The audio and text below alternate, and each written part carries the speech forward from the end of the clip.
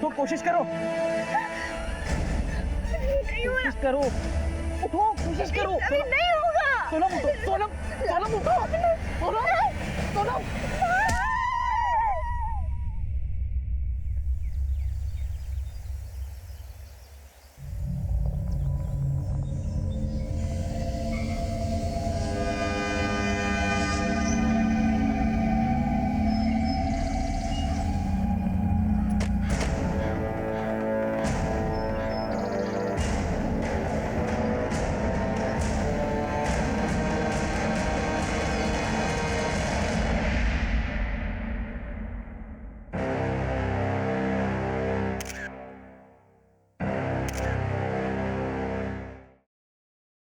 Sir ये तो जिंदा है।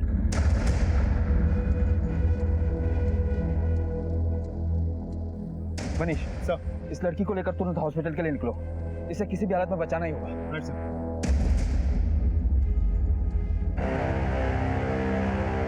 सर ये देखिए खून, हत्या के लिए शायद यही पत्थर इस्तेमाल किया गया था, वहां पड़ा हुआ मिला। इस पत्थर को फौरन लैब में टेस्ट के लिए भेजो। पता नहीं कि बारिश के बाद फॉरेंसिक टीम को इस पर कुछ मिलेगा भी या नहीं।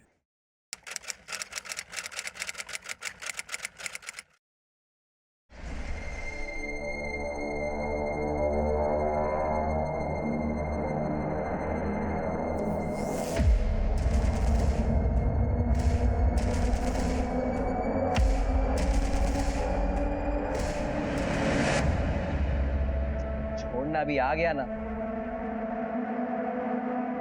थाने के एंट्री रजिस्टर में साइन लो इसकी। कितनी बार बोले साहब, पढ़े लिखे नहीं है, अंगूठा चलेगा।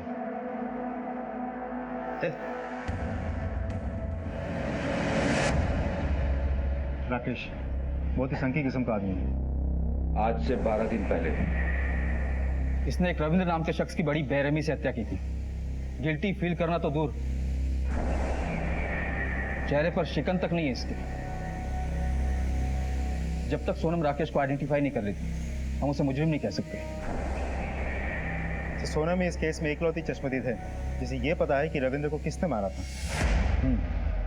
पर जब वो हमें मिली थी तब उसकी हालत बहुत ही ज्यादा खराब थी। वैसे सोनम कैसी है? सर मैंने डॉक्टर्स की एक टीम को सोनम के घर पर भेजा था। उनका कहना है कि सोनम की हालत पहले से काफ़ी बेटर है। अगर हम चाहें तो सोनम का स्टेटमेंट अभी रिकॉर्ड कर सकते हैं।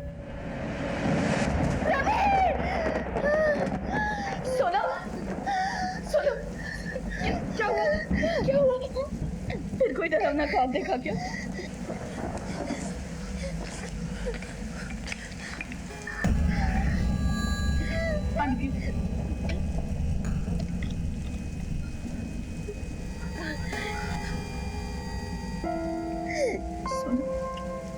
संभालो अपने आप को।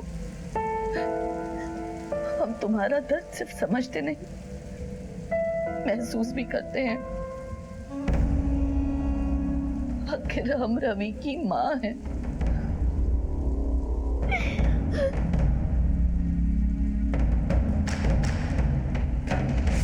रविंद्र की मौत ने एक ऐसी कहानी की शुरुआत कर दी थी जिसके अंत तक पहुंचना इतना आसान नहीं था। आखिर क्या हुआ था रविंद्र के साथ, और सोनम की ऐसी हालत कैसे हुई? हत्या को 13 दिन बीत चुके थे। रविंद्र के सारे रिश्तेदार रविंद्र के घर उसकी 13वीं पे इकट्ठा थे। कई परतों में लिपटी इस सनसनीखेज कहानी की तो ये महज शुरुआत थी। ओम शांति है, शांति है, शांति है। स्वर्गीय रविंद्र वर्मा जी की विधवा पत्नी आगे आई है और ये प्रसाद सब लोगों में बंटवा दीजिए।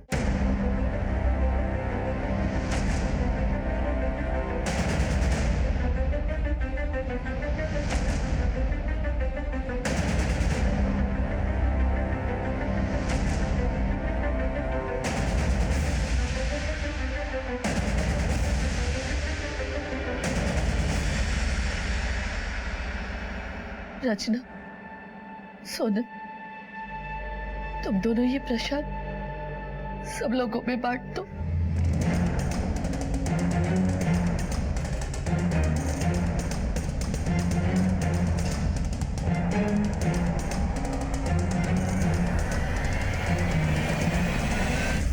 मैं शिमला मिर्च नहीं पसंद, हम नहीं खाएंगे। एक घंटा आप देंगे, चुपचाप खाओ। सोनम, परेशान करते। सोनम, बहू, सोनम को देखी? ना हमने देखा, हमने उन्हें छत पर जाते हुए देखा। अच्छा। सोनम! ये क्या कर रही हो? पागल हो गई हो? तुम इस तरह हाथ नहीं मान सकती। रवि के कातिल को हम ही सजा दिलाना चाहते हैं।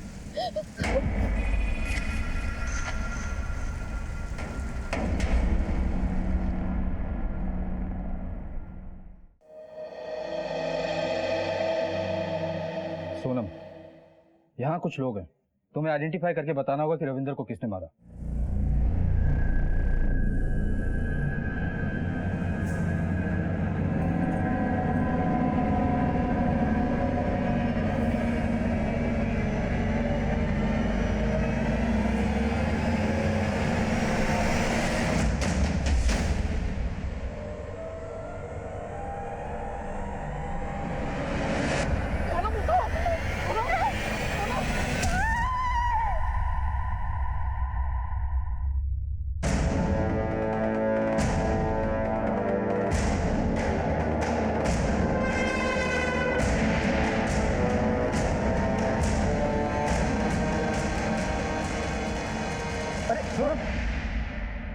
सर लगता है अभी भी ट्रॉमा में है। मनीष, सिर्फ सर्कमस्टेंशियल एविडेंस के बिना पर हम राकेश का कुछ नहीं बिगाड़ सकते। भले ही उसके फोन का लोकेशन उसी एरिया में था जहां से हमें रविंदर की लाश मिली, लेकिन उसका फोन क्राइम स्पॉट से काफी दूर एक्टिव था। सर सिर्फ सोनम का बयान ही राकेश को कोर्ट में मुजिम साबित कर सकता है, लेकिन सोनम की हालत तो खुद ही। सर कहीं ऐसा तो नहीं कि सोनम जानबूझ के राकेश को आइडेंटिफाई करने से बचाने की कोशिश कर रही है? पर वो ऐसा क्यों करेंगी? रविंदर और सोनम एक दूसरे से प्यार करते थे और भागकर शादी भी की उन्होंने। और तो और रविंदर को राकेश ने सोनम की आंखों के सामने मारा था। सर अक्सर भाग के शादी करने वाले लोग शादी के बाद उल्टा एक दूसरे से भागने लगते हैं, तो ऐसा भी तो हो सकता है कि शादी के बाद इन दिनों में प्यार व्यार कुछ बचा ही ना हो। और जो क्राइम स्पॉट से हमें पत्थर मिला था, उस पर कोई फिंगरप्रिंट वगैरह? सर लैब में टेस्टिंग जारी, बहुत जल्द रिपोर्ट मिल जाएगी। गुड सर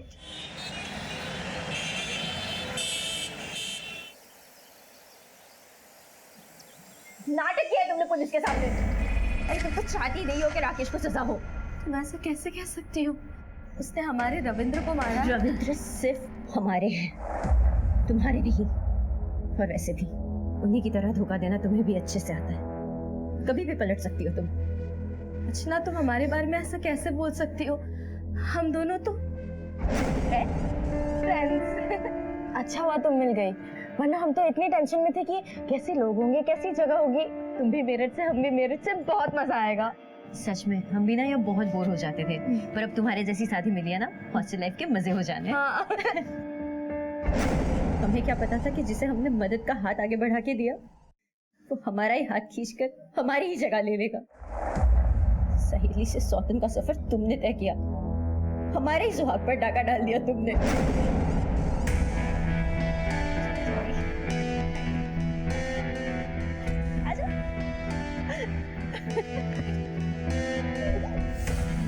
ये हमारी रूम। सोनम, अरे आपको कैसे पता? अरे रचना हर वक्त तुम्हारे बारे में तो बात करती है। अच्छा रचना, चलो हम चलते हैं वरना फिल्म के लिए लेट हो जाएगा। बाय।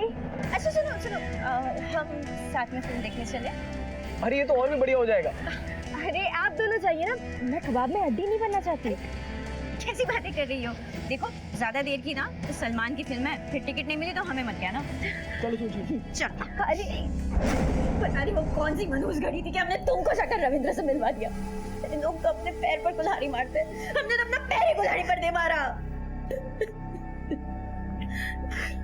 हमारा कोई मकसद नहीं था तुम्हारी सौतन बनना। ये सब किसी के हाथ में नहीं होता। ये रिश्ता कैसे बन गया पता ही नहीं चला।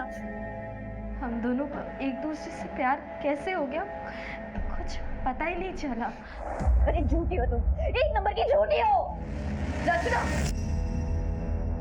दिन रात बहू को परेशान करना बंद करो। तुम्हें दिखाई नहीं देता वो कितनी तकलीफ में है? बेवकूफ बना रही है आप सबको। आप लोग को समझ में क्यों नहीं आता? एक शब्द भी और बोलने की जरूरत नहीं है। हमें सोनम पर पूरा भरोसा है, शायद तुमसे भी ज्यादा। चलो यहाँ से।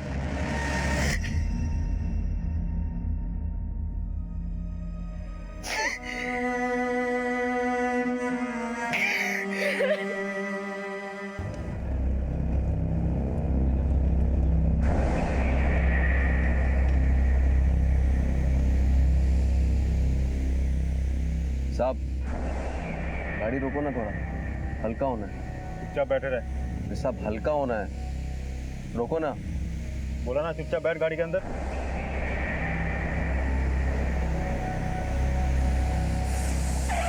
संभाल के, संभालो गाड़ी।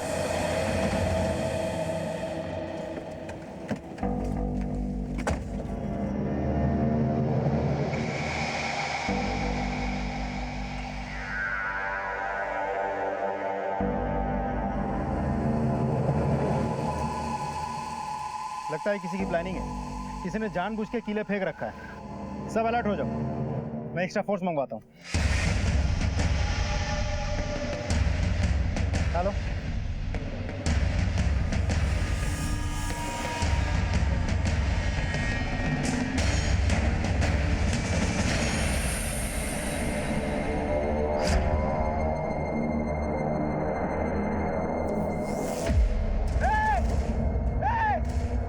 पॉइंट पे रखो इसको, देखता हूँ मैं।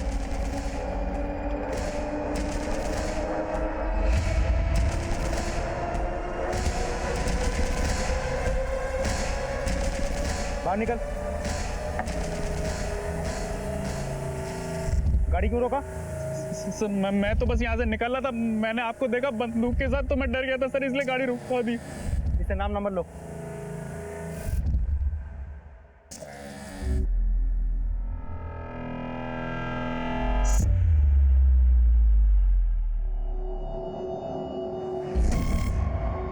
साहब राकेश भाग गया।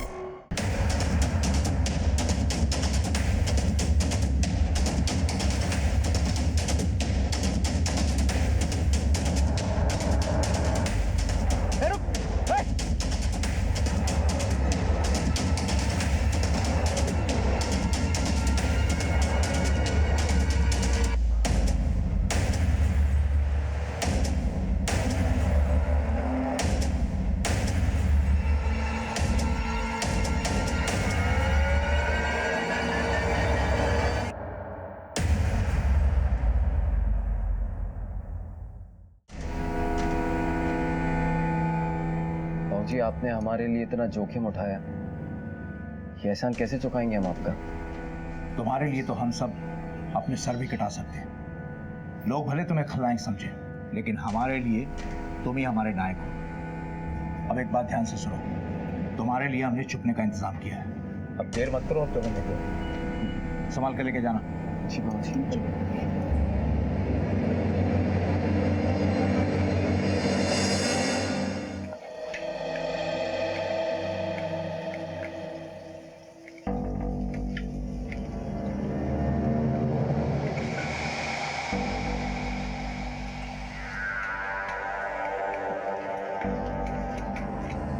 सब्जियों पे गुस्सा निकालने से सब ठीक हो जाएगा क्या? आप यहाँ क्यों आइए? आप भी तो चुड़ैल की तरफ ही है ना? ना ना ना, हम सिर्फ पैसे की तरफ हैं, और इस घर में पैसा तो सिर्फ अम्मा के हाथों में है। और अम्मा सोनम के खेमे में है, यानी आप हाथ उल्टा करके उसी नाक को पकड़ रही है ना? रचना, हम हाथ उल्टा नहीं कर रहे हैं, बल्कि हम अपना हाथ तुम्हारी तरफ बढ़ा रहे हैं।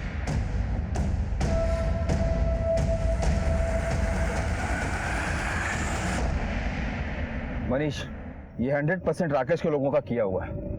हो ना हो, इसका मास्टरमाइंड भूपेंद्र सिंह ही होगा। इससे पहले भी राकेश को बेल दिलाने के लिए उसने अपने समाज के लोगों के साथ बहुत बड़ा तमाशा किया था। राइट सर, मुझे भी ऐसे लगता है। इस चाल से भूपेंद्र ने कोई बाजी तो नहीं मारी है, लेकिन हाँ, इस खेल की अगली चाल में इलाका भले ही उनका हो, पर इस बार धमाका हमारा ही होगा।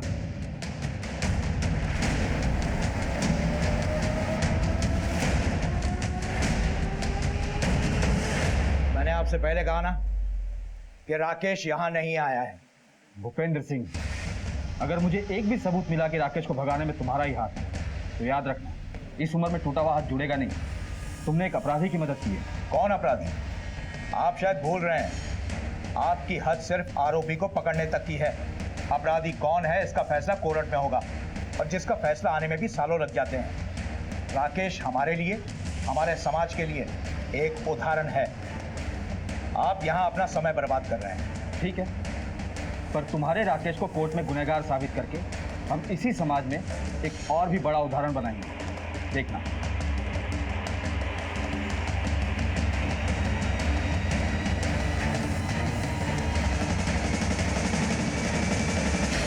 सर, इस भूपेंद्र सिंह की शक्ल देखी लगता है हमसे कुछ छिपा रहा है। 2 कांस्टेबल से कहो इस पे 24 घंटे नजर रखें। इसके एक एक सेकंड की डिटेल चाहिए मुझे। सर, आप एक्सक्यूज मी।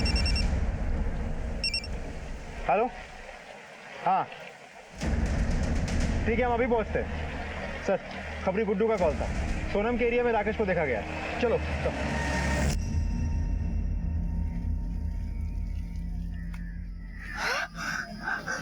राकेश, ये क्या कर रहे हो तुम? तुमको क्या लगा हमसे बच के भाग जाओगी? छोड़ो हमें, छोड़ो। अच्छा चलो, कुछ नहीं करेंगे। एक काम करो, आज रात में हमको मिलो, साथ में कहीं दूर भाग जाएंगे, बहुत दूर। छोड़ो हमें, हम कहीं नहीं आ रहे। छोड़ो। अगर नहीं आई ना रात में तो पूरे परिवार को उड़ा देंगे, समझी? कर देंगे सबको।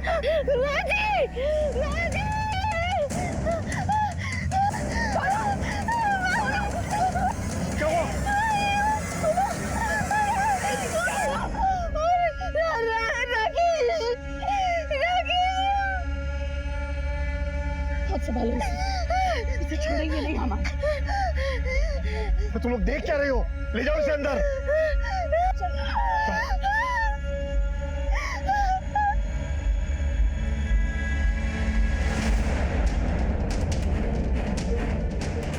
रुको, कहाँ जा रही हो तुम? क्या कर रही हो तुम? छोड़ो हमें। मुन्नी रुको, मुन्नी, मुन्नी क्या कर रही हो तुम? रुको मुन्नी, रुको। आज इस कुत्ते को छोड़ेंगे नहीं। आप उस तरफ देखिए, हम इस तरफ देखते हैं। क्या सच में रविंद्र की हत्या में राकेश का हाथ था? आखिर वो पुलिस की गिरफ्त से भागकर सीधा सोनम के पास क्यों आया था? क्या सोनम की जान को भी खतरा था?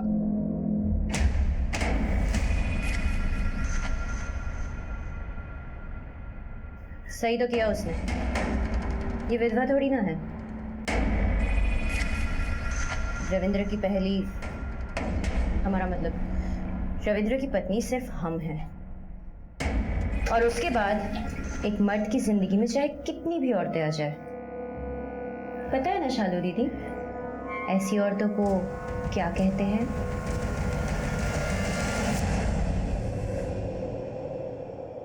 मुन्नी सुनो, क्या हुआ? मिला वो? भाग गया।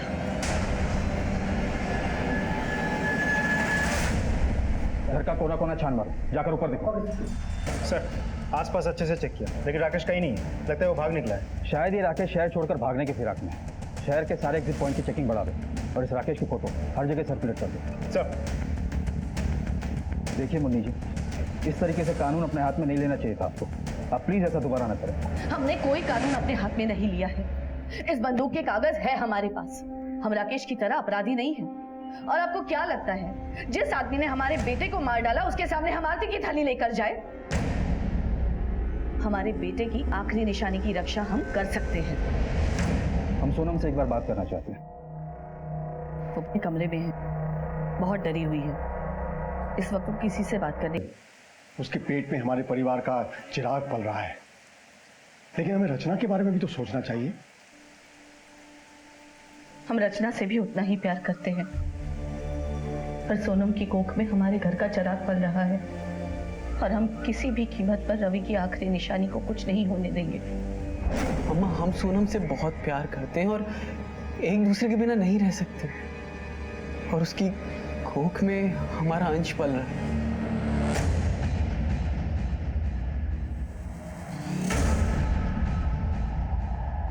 अम्मा, हमारी शादी हो चुकी है, अब तो उसे अपना लीजिए, हमें अपना आशीर्वाद दीजिए।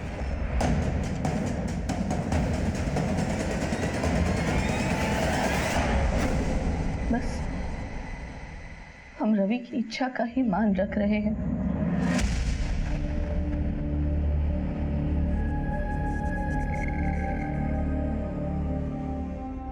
जाओ। सर राकेश की कोई खबर? सर अभी तक तो नहीं, लेकिन हमने खबरों को काम पे लगा दिया। राकेश की फोटो इस शहर के हर पुलिस स्टेशन में सर्कुलेट करवा दिया। सर भूपेंद्र सिंह पे भी हमने नजर बनाई हुई है। फिलहाल उसके घर के एक्टिविटीज तो नॉर्मल लगता है। राकेश के मिलने के बाद उसे रिमांड पर लेने के लिए हमें एक स्ट्रॉन्ग एविडेंस की जरूरत है, और अब तक राकेश के खिलाफ अगर हमारे पास कुछ है तो हमारी खुद की बनाई हुई थियरीज। जिस पत्थर से रविंद्र की हत्या हुई थी उससे कुछ हाथ लगा? नहीं सर, आज ही फॉरेंसिक टीम से मेरी बात हुई थी। उनको उस पत्थर से कुछ प्रिंट्स मिले जिन्हें मिटाने की भी कोशिश की गई थी। फॉरेंसिक टीम ने उन प्रिंट्स को हैदराबाद लैब में टेस्ट के लिए भेजा। थोड़ा वक्त और लगेगा सर। वक्त भी तो नहीं है हमारे पास। महेश,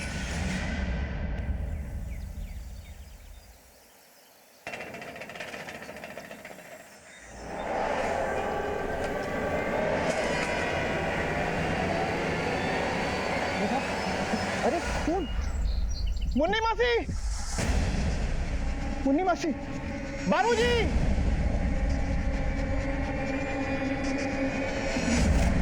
अरे मुन्नी, मुन्नी!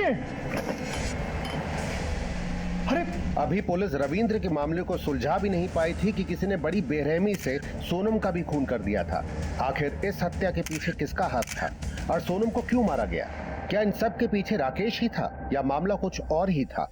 मनीष सर, अगर इस जगह को गौर से देखो तो ऐसा लगता है कि किसी लोहे के औजार से इस पर हमला हुआ था, शायद कोई हथौड़ी वगैरह। फिलहाल ये तो पोस्टमार्टम रिपोर्ट के बाद ही पता चलेगा।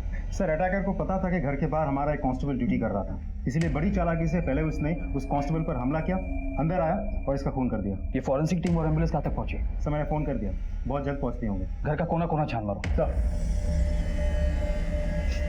हमें इसकी कोई जरूरत नहीं। अम्मा ये क्या कह रही है? मरहम पट्टी करवा लीजिए। मुन्नी जी, अगर आप चाहती हैं कि आपके बेटे और बहू के कातिल को सजा हो तो प्लीज ये मरहम पट्टी करवा लीजिए।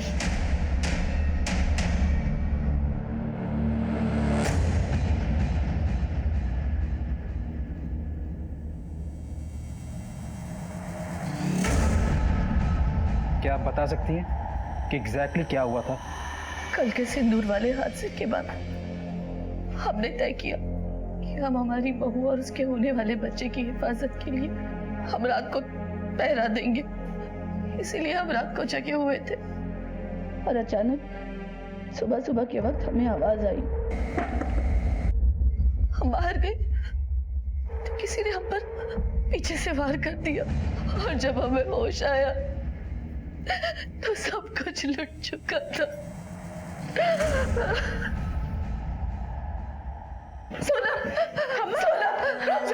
आप लोग प्लीज इन्हें संभालिए। हम सोनम का ख्याल नहीं रख पाए। अम्मा बेटे। सर, कांस्टेबल पांडे जब घर के बाहर ड्यूटी कर रहा था तब उस पर हमला हुआ। पांडे, सर को बताओ। सर रात को जब मैं पहरे पे था तो अचानक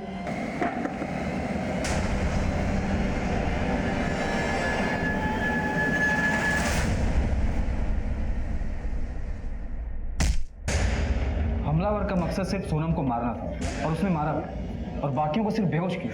सर बात तो बहुत अजीब है। आप लोगों में से किसी ने कल रात कुछ देखा या सुना था? हाँ हमने देखा था। कल रात को हमें प्यास लगी थी तो हमारी नींद खुल गई। तभी हमने खिड़की से देखा कि किसी की परछाई थी। सर, हमारे कमरे की खिड़की से तो घर के पीछे वाला रास्ता दिखाई देता है। चलिए दिखाइए। हाँ। आइए सर इस तरफ। सर, ये है।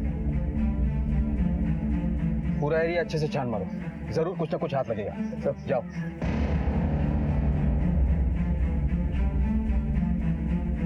सर ये देखिए, जूते के निशान।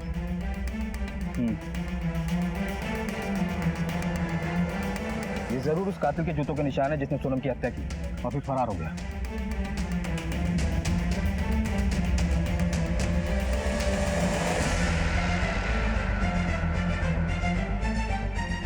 सर 9 नंबर साइज है।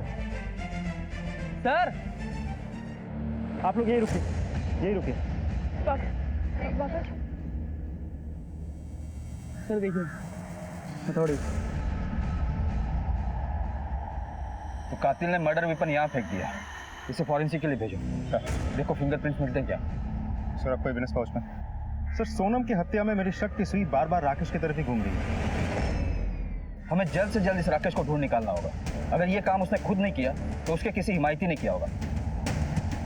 और ये भी हो सकता है कि घर का ही कोई फैमिली मेंबर इस राकेश से मिला हो और उसे सह दे रहा हो। इस घर की जो बड़ी बहू है शालू, उसका पति क्या है? सर उसका नाम है अजय, काम के सिलसिले में इन दिनों दिल्ली में रहता है। इस फैमिली में जितने भी जेंट्स मेंबर, उनके जूतों के निशान और साइज को उस निशान और साइज से मैच करो। सर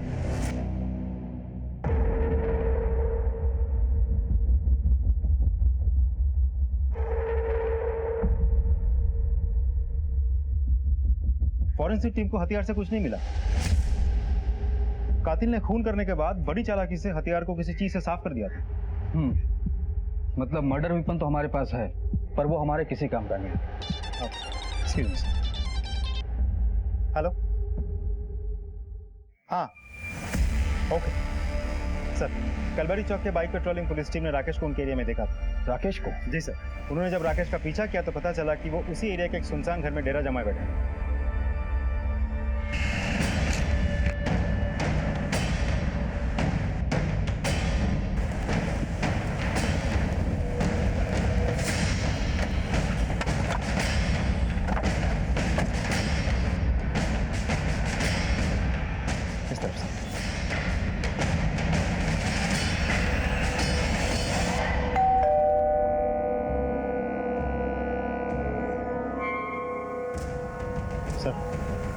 अरे ठीक है बनाया करो यार। बहुत भागा और भगाया, अब चल तेरे पैरों की मालिश करवाते हैं। साहब मैं तो पहले तूने रविंदर को मारा, फिर हमारी टीम को धोखा देकर भाग निकला। उसके बाद तूने सोनम और उसके कोख में पल रहे 3 महीने के बच्चे को भी मार डाला। कहा सोनम मर गई? साहब ये कैसे हुआ साहब? अब 1 मिनट भी वेस्ट किया ना तो तेरी खाल खींच लूंगा। चल बता, जब सोनम ने तुझे पिछली बार धोखा दिया था तब तो तूने उसे माफ कर दिया था। इस बार उसने ऐसा क्या किया कि तूने उसे जान से ही मार डाला? जितना मारना पीटना है मार लीजिए, लेकिन अब सच कह रहे हैं, हमने सोनम को नहीं मारा साहब, हम तो उसे बहुत प्यार करते हैं। फिर से शुरू मत होना। हमें पता है कि सोनम तेरी पत्नी थी,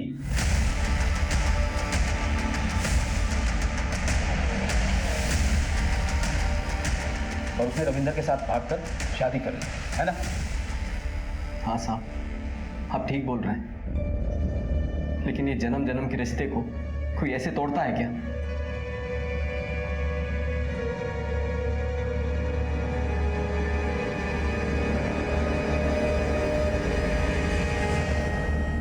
क्या हुआ?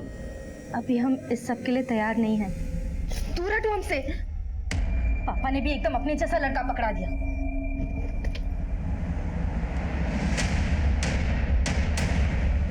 हम बाबूजी के यहाँ काम करते थे, बाबूजी हम पर बहुत भरोसा करते थे, इसलिए उन्होंने अपनी बेटी की शादी हमसे करवा दी।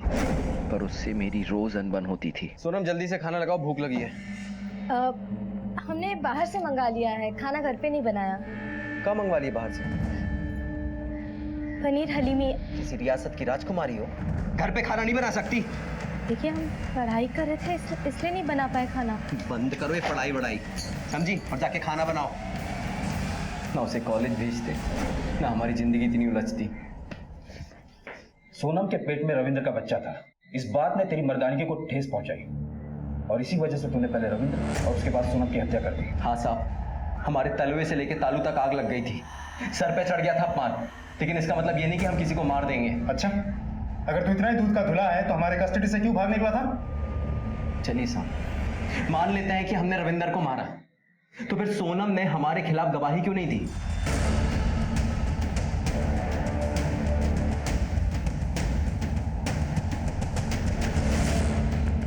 क्योंकि वो जानती थी कि हमारा इन सबसे कुछ लेना देना नहीं है।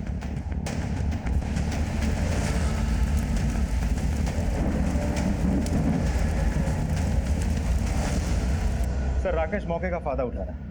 उसे पता है कि इस केस की एकलौती चश्मदीद सोनम थी, जो मर गई या मार दी गई है। सर ये फोरेंसिक रिपोर्ट।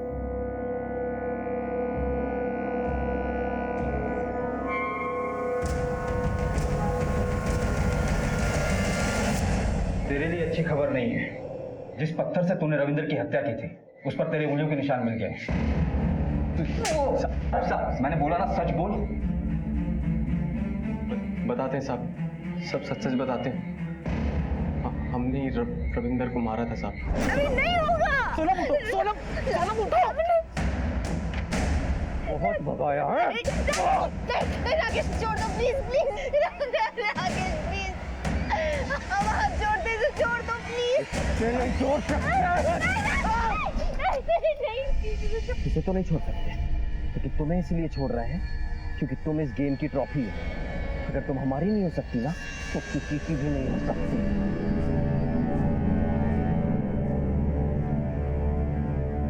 इन दोनों को और इस पत्थर को ठिकाने लगा दो। ये बता, सोनम को क्यों मारा तूने? नहीं साहब, हमने सोनम के साथ कुछ नहीं किया साहब। हमने तो जानबूझकर उसको जिंदा रखा था ताकि वो रविंदर को खोने का दुख जिंदगी भर झेले। हमारी जिंदगी बर्बाद करके उसे कैसे चैन से रहने देते हम, इसलिए बार बार उसके पास जाते थे, उसे डराने के लिए। हम उसे भी बेघर करना चाहते थे, तड़पाना चाहते थे। तुझे तो इतने लंबे टाइम के लिए अंदर भेजेंगे ना कि वहां से तू नहीं, तेरी अर्थी बाहर निकलेगी।